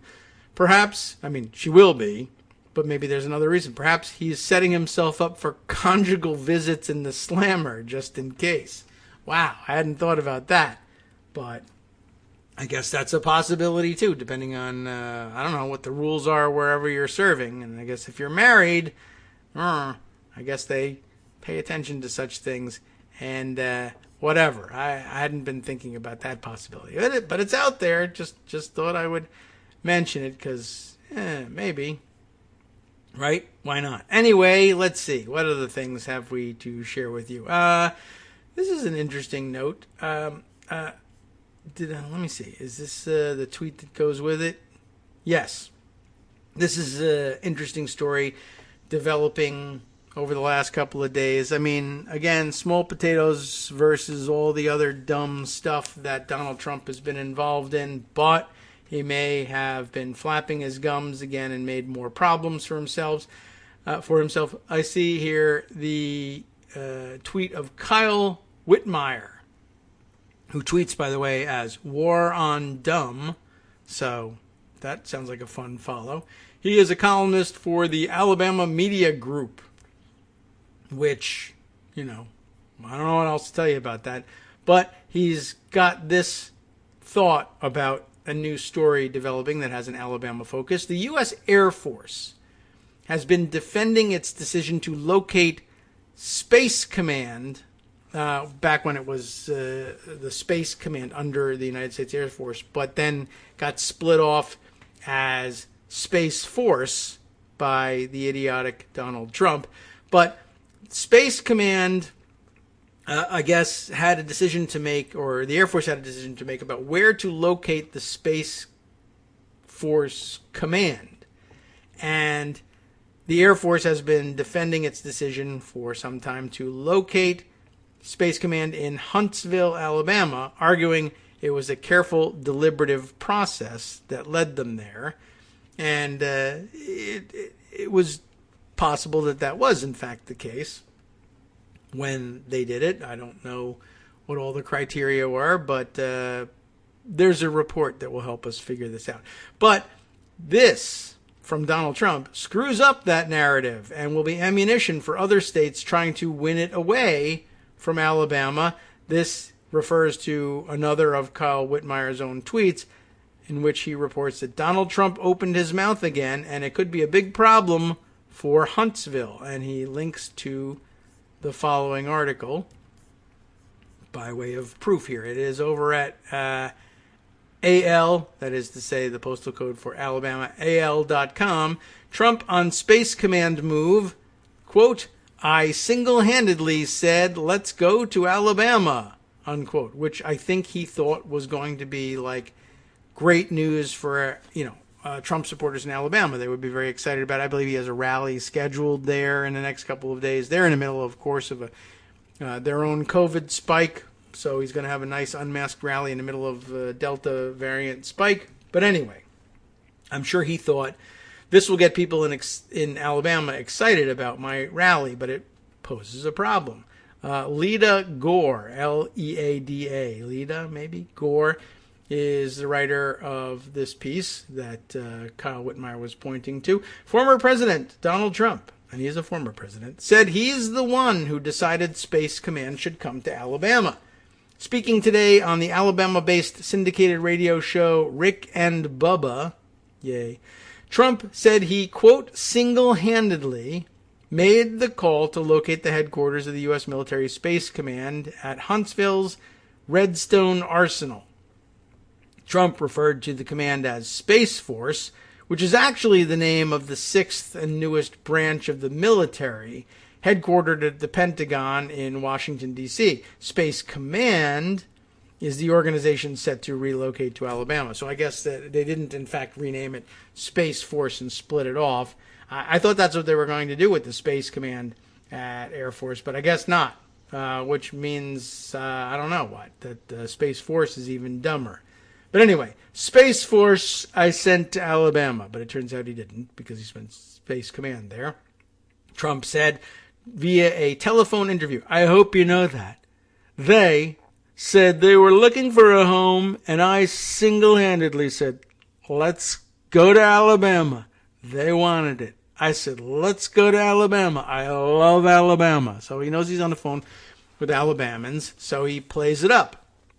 But it's a problem. The Air Force announced in January it was bringing Space Command to Huntsville, selecting Redstone over 5 other finalists. The finalists were Albuquerque, New Mexico, Bellevue, Nebraska, Cape Canaveral, Florida, which you would think would make a certain amount of sense given that it's up in, stuff's going on up in space. But I guess if the action's in space, you could be anywhere, right? You can't pretend that even Cape Canaveral, you're like, well, that's not space, that's Florida. Now, they go to space a lot from Cape Canaveral, which maybe makes it more sensible, maybe, but space is space. It's up there.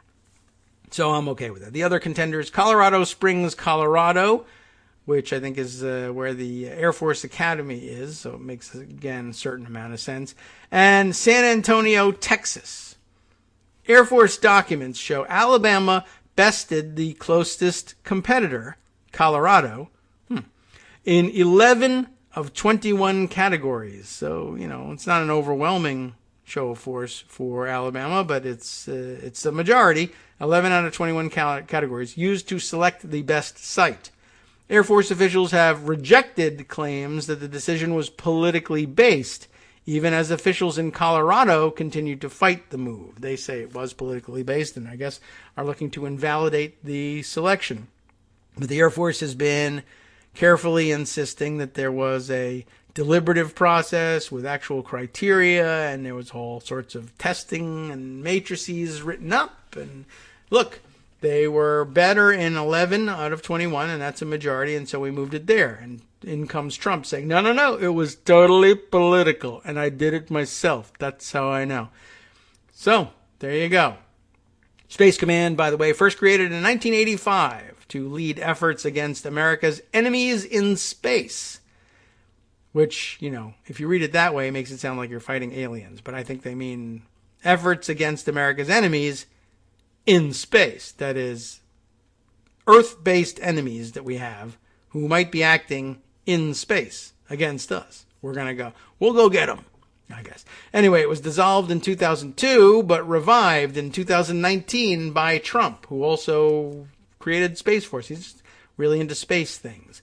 Trump is set to be in Cullman, Alabama tomorrow. Was that over the weekend? Is that what he did? Okay, yeah. So this is dated August 20th. So I guess he must have done the Cullman, Alabama rally over the weekend. That must have been the rally at which I saw snippets of, Mo Brooks showed up and spoke prior to Trump taking the stage. And at some point, Mo Brooks apparently said, look, the reality is that Joe Biden won the 2020 election, and we need to get past that and start fighting to win back Congress in 2022 and win back the White House in 2024. And are you going to help us? Are you going to help Republicans and President Trump win back the Congress and the White House? But people were incensed that he said that Trump had actually lost the 2020 election, so they booed and jeered and howled and said he should get off the stage, et cetera, et cetera. I thought that was kind of funny. Later on, apparently, Trump himself, in taking the stage, told all his usual lies, but at some point, I guess, tried to maybe grab some credit for the vaccines, as he could be doing out there. But he, at some point, said that the vaccines were actually a good thing, which, they are, but that caused his audience to boo and howl at him, too. And it was really kind of interesting, because usually, even if it's totally contradictory to everything they supposedly believe, if Donald Trump says it, they just cheer it, right? But in this case, no, they were too well programmed against the vaccine. Maybe not by Trump himself. Maybe they got their programming from elsewhere about that. And they actually booed his mention. And so then he tried to pass it off as a joke. I'm just joking somehow. I don't know. But I didn't see the scene, but that's what I saw out there. And I think I tweeted about it, having seen other people tweet those things like, yeah, well, they'll boo you at your own rally. I guess maybe fascistic absolutism isn't all that controllable after all. Wow. Okay.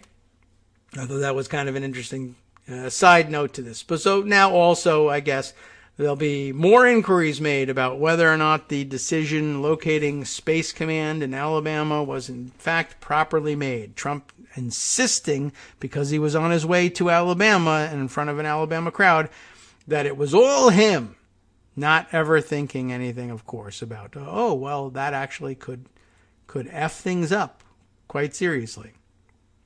Also over the weekend, another activity I happened to notice in the Pacific Northwest. Once again, a Proud Boys gathering gets out of hand, although that was the plan for it to get out of hand. And I think about it in I just saw, video clips and reports all weekend of fighting going on the peripheries of this fake, a demonstration about nothing that the Proud Boys organized, knowing very well that Antifa folks would show up and provide them with the fights that they wanted. I do wonder about this thing. Like every once in a while when this stuff happens, particularly in the Pacific Northwest, there's really just outrageous acts of violence and then complaints that the police aren't doing anything about the acts of violence perpetrated in particular by the Proud Boys.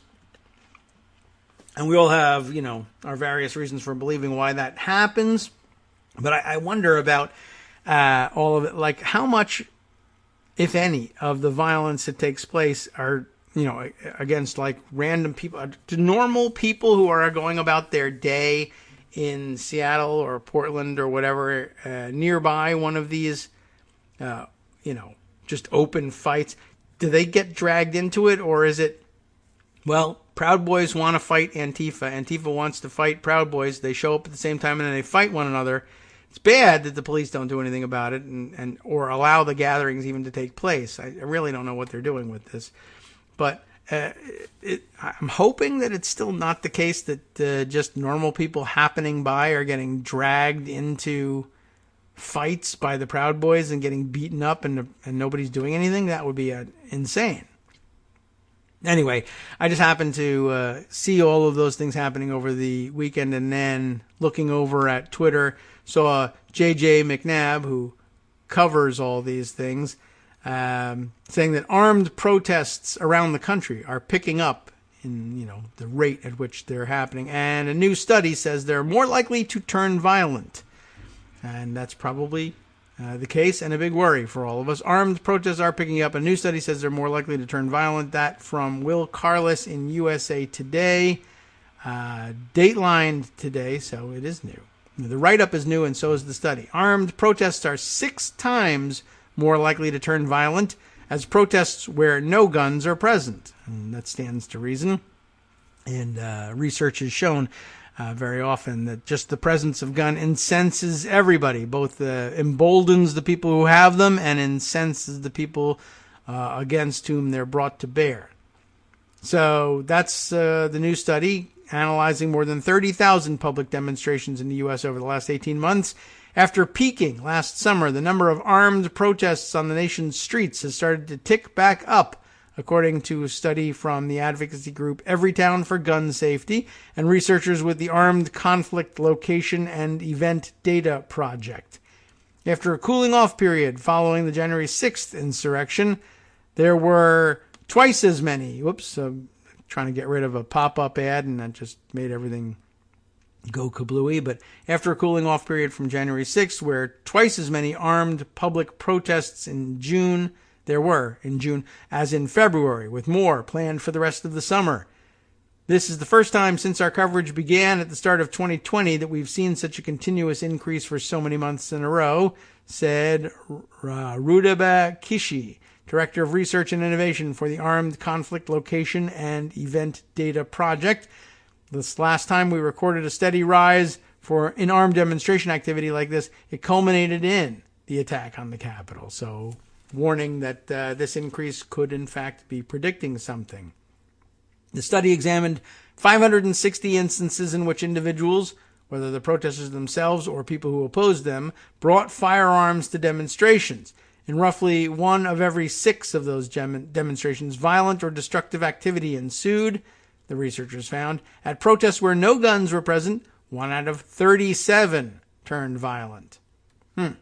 Violent or destructive acts were carried out by both armed and unarmed protesters, the researchers said. Violence and property destruction occurred after political rallies of all types at which arms were present, including Black Lives Matter protests, the researchers found. Kishi said 94% of Black Lives Matter protests, hundreds of which occurred around the country, were peaceful. In contrast, demonstrations involving right-wing militias or militant social movements such as the Proud Boys, Oath Keepers, Three Percenters, among others, have turned violent or destructive over twice as often, or nearly 14% of the time, she said in email. Even so, Black Lives Matter protests were far more heavily policed than demonstrations in support of former President Donald Trump or rallies against the coronavirus lockdowns, Kishi said. And that's rather curious, don't you think? Now they have the numbers to show how ridiculous it is.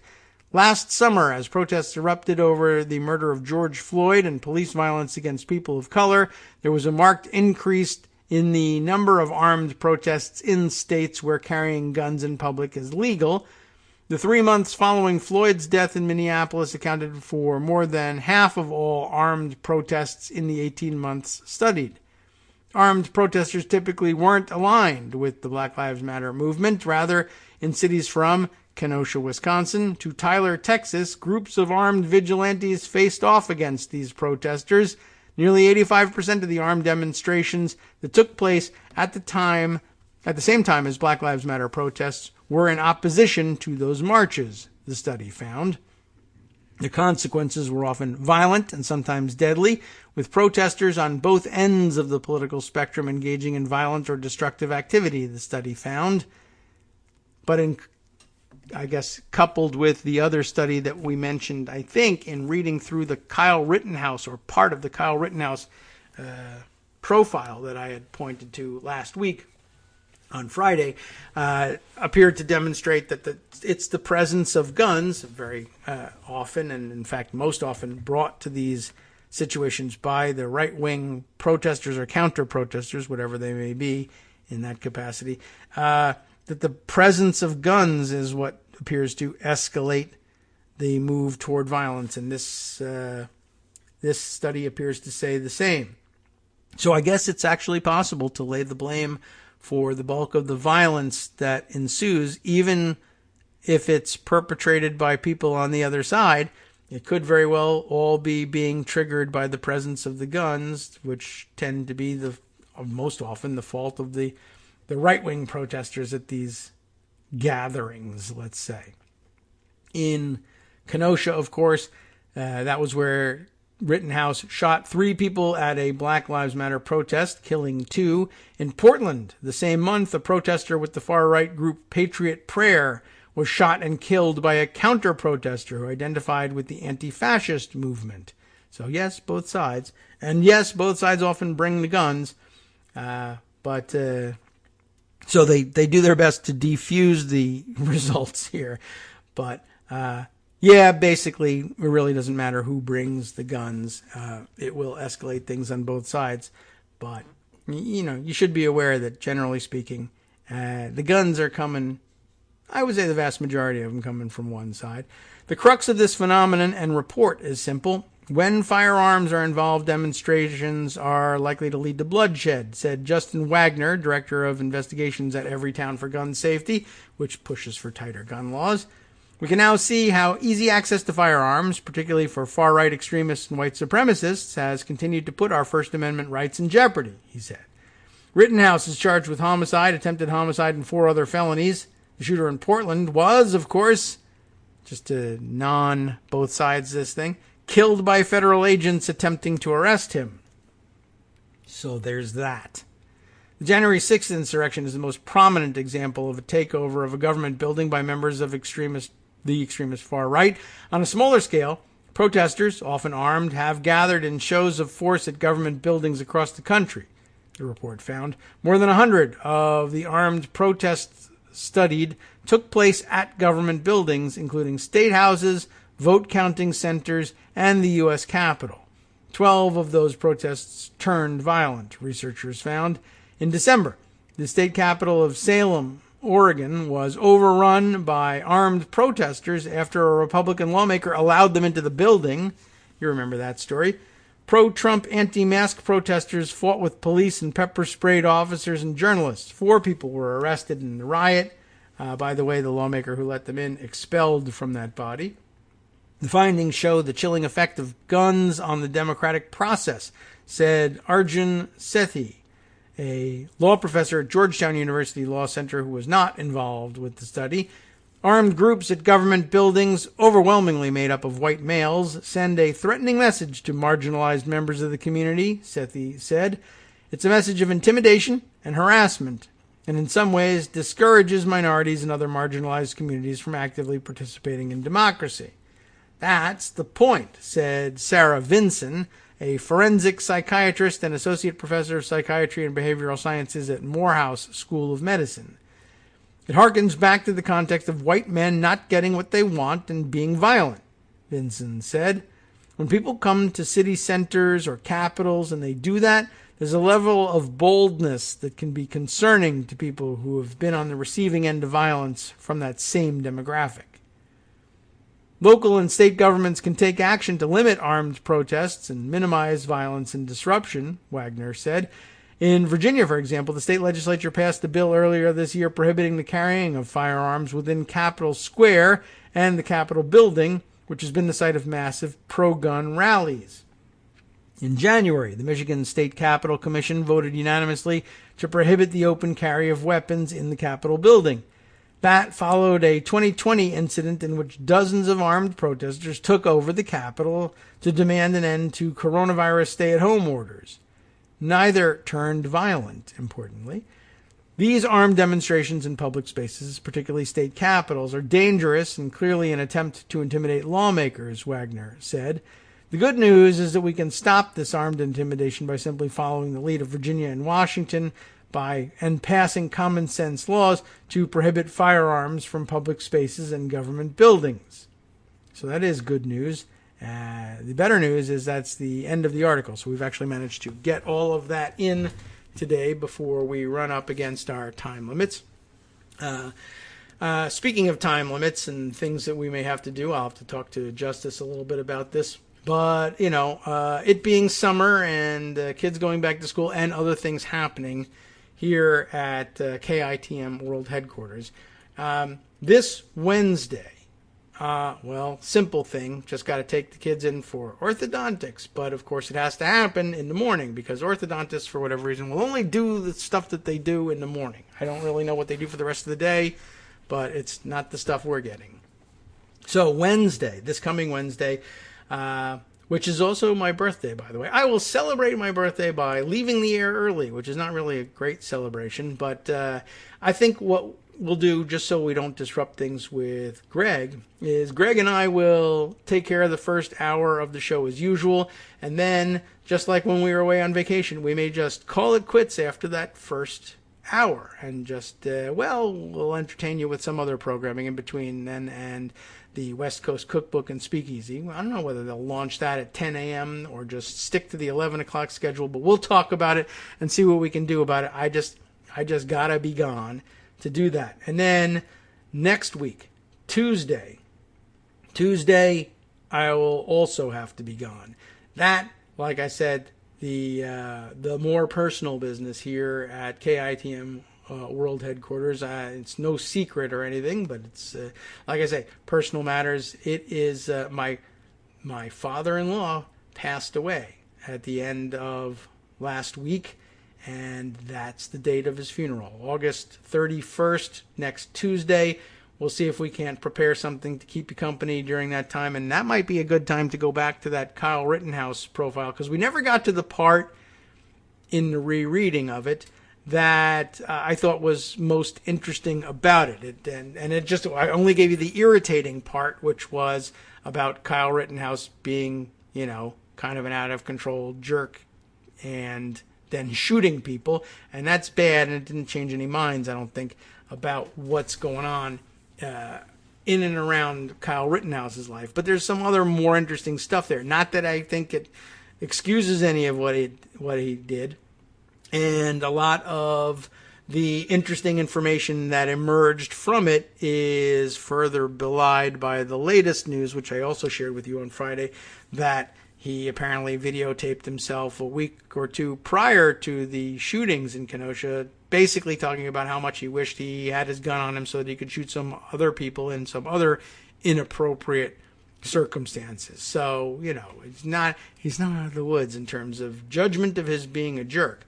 But I thought it was interesting information, and even if it doesn't do anything to excuse what he did or mitigate what he did, it also exposes some other bad actors who probably ought to have their activity brought to light in all of this. Maybe recording that and playing that on Tuesday is an appropriate continuation of this story. All right.